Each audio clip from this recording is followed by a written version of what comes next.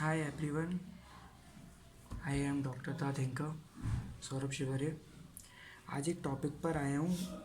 वैसे मैं generally poetry, story tellings, शायरी करता हूँ, लेकिन एक थिंकर के नाते मेरा ये भी काम बनता है कि जो हमारे सामाजिक दौर में कुछ प्रतिक्रियाएं चल रही हैं, कुछ ज़रूरी चीज़ें चल रही हैं, हमें उनके बारे में भी बातें करना चाहिए। आजकल जैसे विकास दुबे का जो एनकाउंटर केस चल रहा है, इस पर मैंने लोगों की प्रतिक्रिया देखी, स्टोरी देखी, न्यूज़ देख रही हैं, न्यूज़ जितनी भी है न्यूज़ देखी हैं, कई बातें देखी हैं, तो मेरा भी मन किया कि इस पर मैं भी अपने विचार रखूं, क्योंकि आर्टिकल 10 कॉन्स्टिट्यूशन मुझे अधिकार देता है स्पीच ऑफ एक्सप्रेशन। तो मैं उसका यूज़ करके अपना एक्सप्रेशन, अपनी स्पीच के थ्रू अपनी बात रखना चाहता हूँ। अब दो बातें, या तो कुछ लोग ये बोल रहे हैं कि ये एनकाउंटर हुआ है, तो हमारे सामने सिर्फ दो ही क्वेश्चंस हैं। पहला क्वेश्चन ये है कि कुछ लोग बोल रहे हैं कि हमारे जो विकास दुबे का हुआ है वो एनकाउंटर हुआ है। दूसरे बोल रहे हैं कि अगर एनकाउंटर हुआ है तो अच्छा हुआ है।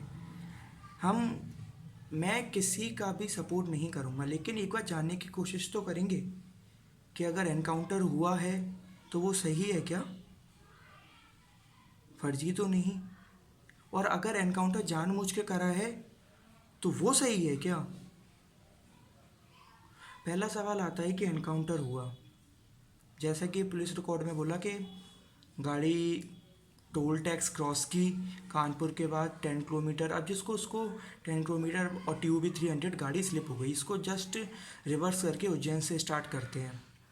कोई भी गैंगस्टर, कोई भी क्रिमिनल जिसको पिछले लास्ट फ्यू डेज से 6 स्टेट्स की पुलिस ढूंढ रही है, 6 स्टेट की पुलिस ढूंढ रही है, वो जाकर इंडिया के बेस्ट ऑफ टेम्पल्स, मतलब जहाँ पर सबसे ज़्यादा पॉपुलेशन, पुलिस, हर कोई पूरा का पूरा सिक्योरिटी स्टाफ मौजूद होता है, महाकालेश्वर मंदिर उज्जैन में जाता है और वहाँ जाकर पूरा सब कुछ कराने के बाद बोलता है कि हाँ मैं विकास दुबे हूँ कानपुर वाला। इतना कॉन्फिडेंस कैसे आता है? कोई कैसे खुद को इतने कॉन्फिडेंस के साथ सरेंडर करता है? आपको पता है वहाँ पर पुलिस बाद में आई है, मीडिया पहले पहुँच गई, रिकॉर्डिंग्स पहले स्टार्ट हो गई। आपने उसका एग्जिट वीडियो देखा है? और हाँ, जितनी भी मैं बातें करूँगा सारे के सारे विद प्रूफ करूँगा, सबकी लिंक आपको डिस्क्रिप्शन में मिलेगी। मेरी एक भी बात विदाउट लिंक नहीं होगी, सारी बातें आपको डिस्क्रिप्शन में मिलेंगी। उज्जैन में गया, आपने एग्जिट वीडियो देखा, आराम से चल के आ रहा है, फिर पुलिस वाले दौड़ के जाते हैं, बल्कि उसको पकड़ने की कोशिश करते हैं कि थोड़ा सा ड्रामेटिकली लगे कि हाँ हम उसको पकड़ रहे हैं। वो बंदा चिल्ला के बोलता है कि हाँ मैं कोई विकास दुबे हूँ कानपुर वाला, जो खुल के बोल रहा है, जो वहाँ भागने की कोशिश नहीं कर रहा है। आपको लगता है वो कानपुर में वहाँ भागने की कोशिश करेगा? पूरी की पूरी टीम उसे लेके आती है, बीच में विकास दुबे चल रहा है, उस आसपास। आज तक न्यूज़ पे तो आप बिलीव करेंगे ना, उन्होंने पूरी वीडियो रिकॉर्डिंग दिखाई कि वो साथ साथ चलते गए, टोल टैक्स तक उनकी वीडियो थी, उसके जस्ट पहले तक वो दूसरी गाड़ी में बैठा हुआ था। मात्र केवल और केवल 10 किलोमीटर पहले सारी की सारी जितनी भी गाड़ियां थीं उन सबको रोक लिया गया। जो विकास दुबे का कॉन्वॉय था उसे पास होने दिया, और जितनी भी मीडिया की गाड़ी थी बाकी सब गाड़ी को रोका गया। और पुलिस वालों ने क्या बोला कि ये रेगुलर चेकअप है, हम रेगुलर रूटीन पे देखते हैं। इसका हिस्ट्री देखा गया, एक बार भी लास्ट कितने महीनों में इसका सेम उसी टाइम पे रूटीन चेकअप हुआ है? 10 मिनट तक मीडिया को वहाँ रोका गया, और वहाँ से 10 किलोमीटर दूर था। आज तक की गाड़ी सबसे पहले पहुँचती है, मात्र 10 मिनट से वो वहाँ पहुँचती है, और सब कुछ विकास दुबे की गाड़ी रोड से पलट भी जाती है। वो बंदा आपने जिसको देखा है, जिसका पेट इतना बाहर है, जिस पर चला नहीं जाता, जिसका पैर गड़बड़ है, जिसको लंगड़ा के चलता है, आपने अगर वो एरिया देखा है, वो एरिया कंप्लीटली खुला हुआ है, पूरे खेत हैं। जो वहाँ नहीं भागा महाकालेश्वर में, वो यहाँ खुले खेत में गाड़ी पलटने का सबसे पहले वो बाहर निकलता है। अंदर जो पुलिस के जवान 4-5 और है वो बाहर नहीं निकल पाते।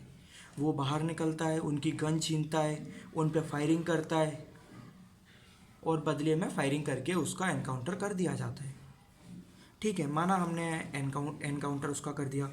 सुप्रीम कोर्ट का आपने 2014 का लॉ पढ़ा है, आर्टिकल 14 एंड आर्टिकल 21 क्या बोलता है कि ये 3 शर्तों पे ही आप किसी का एनकाउंटर कर सकते हैं कि आप पे वो या सामने से गोली चलाए, या पर उसके हाथ में कोई ऐसा बम ऐसा है, या आपसे वो भागने की कोशिश कर रहे हैं। ठीक है, वो आपसे भागने की कोशिश कर रहा था, आपने चलाई। नियम क्या बोलते हैं कि पहला नियम कहता है कि आपको उसको वार्निंग देनी है, दूसरा नियम बोलता है कि आपको हवाई फायरिंग करनी है, और तीसरा नियम बोलता है कि गोली आप बिलो द बेल्ट चलाएंगे, कमर के नीचे ही आप गोली चलाएंगे। अगर कहीं ऐसी परिस्थिति आती है बहुत ज़्यादा, तो ही आप गोली ऊपर चला सकते हैं। फॉरेंसिक रिपोर्ट में देखा है 4 गोली चली हैं, जिसमें कि 3 गोली उसके बैक में लगी हैं और 1 गोली कमर पे। कैसे? एटीएस की टीम साथ में थी, AK-47 हाथ में ली हुई थी, सिंगल गोली उसके पैर में लगा के उसको गिरा के पकड़ नहीं सकते थे? उज्जैन से लेके कानपुर तक कोई गड्ढा नहीं आया। वहाँ पर लास्ट इतनी अच्छी जो योगी जी के सरकार में उन्होंने बोला, बना के बोला है कि रोड बना कर रखी है, वो TUB 300 जिसका ग्राउंड क्लियर्स 2.5 सेंटीमीटर है, वो गाड़ी स्लिप हो गई। और मतलब डेस्टिनी और कैलकुलेशन ये कहती है कि सिर्फ वही गाड़ी पलटी गिरी, वो सबसे पहले बाहर निकलता है और बदले में उसको गोली पड़ती है, मार देते हैं। मैं नहीं, छोटा 1 महीने का बच्चा भी बता देगा कि ये कितनी प्रॉपर तरीके से फिल्मी ड्रामा था। इस चीज़ पे तो बात ही नहीं करना चाहते।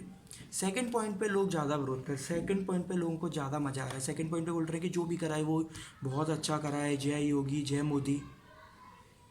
मोदी भक्त मैं भी हूँ, मगर अंधा नहीं हूँ। आपने उसका एनकाउंटर करा दिया, हमें तो कुछ फिर पता कैसे चलेगा? अगर सबका पकड़ के एनकाउंटर ही कराना है तो 2001 पार्लियामेंट अटैक का, जिसमें 5 लोगों को मारा गया था पार्लियामेंट पे, जिन्होंने अटैक करा था उनको, उसका जो क्राइम का जो मास्टर था वो कश्मीर में पकड़ा गया था, जिसका नाम अफजल गुरु था, जिसको हमने 2004 के लगभग पकड़ा था, और जिसकी डेथ 9 फरवरी 2013 में सुप्रीम कोर्ट के द्वारा फांसी हुई। इतने टाइम तक क्यों हमने रखा? वहाँ पकड़ के एनकाउंटर कर देते। क्यों हमने पकड़ के इतने टाइम तक रखा? हमें कैसे पता पड़ता है जो अटैक हुआ वो जैसे मोहम्मद ने कराया? पकड़ के हमने इन्वेस्टिगेट किया ना, इतने सालों तक क्यों किया? 2001 का अटैक पकड़ा, 2003-4 के लगभग आसपास गया, और 13 में उसको फांसी दी जाती है। 10 साल तक हमने क्यों रखा? नहीं रखते। मोहम्मद अजमल आमिर कसाब हर कोई जानता है, 2008 मुंबई टेररिस्ट अटैक है ना, उसको 2008 में पकड़ा गया, लेकिन उसको फांसी कब हुई? 2000 नवंबर 2012। क्यों हमने उसे इतने साल रखा? चाहते तो उस टाइम पे मोर देन 72 पीपल्स वो मार चुका था, सारे पुलिस वाले उसके अगेंस्ट थे। जब जब पकड़ा गया तब भी उसने एक हवलदार को गोली मारी, सब जानते हैं। कोई भी उसको गोली मार सकता था, कोई भी एक्शन नहीं था, बल्कि जो गोली मारता उसको शायद ब्रेवरी अवार्ड भी मिल जाता, लेकिन हमने नहीं मारा, पकड़ा, इंक्वायरी करी। क्यों? क्योंकि ज़रूरत थी। तब हमें पता चला कि हाँ, वो बंदा लश्कर ताइबा का है, वो बंदे का घर कराची में है, वो बंदे को कैसे ट्रेनिंग मिली, कैसे यहाँ आया गया, कैसे सब कुछ, तभी तो हम जान पाए। नहीं तो उसका सीधा एनकाउंटर कर देते तो क्या हमें पता चलता? कुछ भी नहीं। ठीक है, एनकाउंटर हुआ। आपको पता है एक रिपोर्ट क्या बोलती है? सब योगी जी को तारीफ़ कर रहे हो, मैं भी कर रहा हूँ। National commission for human health care NHRC बोलती है, मैं नहीं, NHRC बोल रही है कि जनवरी 1 2015 से लेके मार्च 2019 तक हमारे इंडिया में फेक एनकाउंटर 211 हुए हैं। और आपको जानकर शायद खुशी हुई और दुख हो, यूपी सेकंड नंबर पर आता है। फर्स्ट नंबर पर आंध्र प्रदेश 57 और यूपी सेकंड नंबर पर आता है 39 केसेस इन फेक एनकाउंटर। लेकिन हमें क्या करना है? हमें जय मोदी जय योगी। कुछ लोगों से मेरी बात वही उनका कहना ये है कि जो भी योगी जी कर रहे हैं वो हमारी स्टेट के लिए अच्छा कर रहे हैं, उत्तर प्रदेश साफ हो रही है। आप बहुत बड़ी गलतफहमी में हैं। किसी भी डिसीज़ को अगर ठीक करना है ना, तो उसके रूट्स तक पहुंचना पड़ेगा। उसके सिम्टम आप कितनी भी बार ठीक कर दीजिए, वो डिसीज़ सिर्फ आपको टेम्परेरी रिलीफ दे सकती है, परमानेंट नहीं। जब तक आप उसके रूट कॉज पर पहुंच के उसको ठीक नहीं करेंगे, वो कभी नहीं ठीक होगी। विकास दुबे कौन था? विकास दुबे, सिंपल सी, विकास दुबे का 30 इयर्स के कैरियर में उस पर 62 केसेस थे। 30 इयर्स, मोर देन 30 या 30 साल तक कितनी सारी पार्टियां उत्तर प्रदेश में आई, मुख्यमंत्री बनी, BSP, Bahujan Samajwadi party, Samajwadi party, Bharatiya Janata party, Congress party, कितने सारे लोगों का उस पर हाथ होगा। क्यों हमने उसका एनकाउंटर करा? हम पकड़ते, हम उन लोगों से बात करते कि वो पिछले 30 साल तक कैसे रहा। उसका जो सबसे बड़ा मर्डर माना जाता है वो 2001 में बीजेपी के मिनिस्टर संतोष शुक्ला का उसने बीच रोड पर किया था, जिसको 4 महीने बाद वो छूट गया था क्योंकि कोई गवाह नहीं था। तो इतनी पावर उसमें उस टाइम पे कहाँ से आई? क्योंकि उस टाइम पे बीजेपी की सरकार तो नहीं थी 2001 में। पता करिए आप, उसका एक फेसबुक पे, ये जो भी मैं इन्फॉर्मेशन कह रहा हूँ ये आपको विद प्रूफ विद लिंक दूंगा। और अभी नेक्स्ट अगर आप देखें तो एक फेसबुक पे एक वीडियो है जिसकी मैं लिंक शेयर करूँगा, जो क्राइम तक ओरिजिनल डाली है। उसमें आज से 10 साल पहले का वीडियो है जिसमें वो क्लियरली बोल रहा है कि वो बीएसपी का बहुत ज़्यादा समर्थन वाला आदमी है, बहुजन समाजवादी पार्टी का। बोल रहा है कि मैं मोर देन 10 to 15 ईयर से उसी में हूँ। मायावती, उससे जो टॉप 100 पीपल्स होते हैं ना, टॉप 100 उसके जो बिलीवर्स हैं, उनमें एक नाम विकास दुबे का भी है, अकॉर्डिंग टू हिम, कि मायावती उन्हें टॉप 100 में समझती हैं। हमने क्यों उसे मारा? अब कुछ लोगों का कहना ये भी है कि उज्जैन से लेके यहाँ तक हमने उससे सारी बातें पता कर ली। किस एक्ट के थ्रू? क्या एटीएस को अधिकार है? पुलिस को अधिकार है? क्या आपने पता करा? और आपने मात्र 7 to 8 आवर्स में सब कुछ पता कर लिया और उसने आपको सब कुछ बता दिया। उसकी माँ का इंटरव्यू लिया गया, जब उसकी माँ ने उसकी इंटरव्यू पर सामने से बोलती है कि मेरा बेटा एट अ टाइम बीजेपी पे नहीं बल्कि समाजवादी पार्टी में है, और अखिलेश यादव कहते हैं कि उनकी माँ पर प्रेशर डलवा के ये बोला गया। मायावती कहती है कि ये सब गलत है, जबकि वो कुछ इंटरव्यू में पहले बोलता है कि मैं टॉप 100 लोगों में हूँ। बीजेपी के कई बड़े आला अधिकारियों से उसकी पहचान है। फिर कैसे हो सकता है कि बीजेपी शासित सरकार मध्य प्रदेश से वो उत्तर प्रदेश में गया और उसका जस्ट उत्तर प्रदेश की बॉर्डर क्रॉस करते ही क्यों? क्योंकि जो भी अब हैंडलिंग चार्ज आएगा वो कानपुर की पुलिस पर ही होना चाहिए। वो आप मुझे बस इतना बता दीजिए, उसके मरने से, एनकाउंटर से क्या फ़ायदा हुआ? क्या आज जो 8 पुलिसकर्मी मरे गए, हमें अभी तक पता चला कि किसने उसको फ़ोन करके बोला गया कि आपके वहाँ पर आप रेडी हो जाइए, आपको एनकाउंटर करने या पकड़ने आ रहे हैं?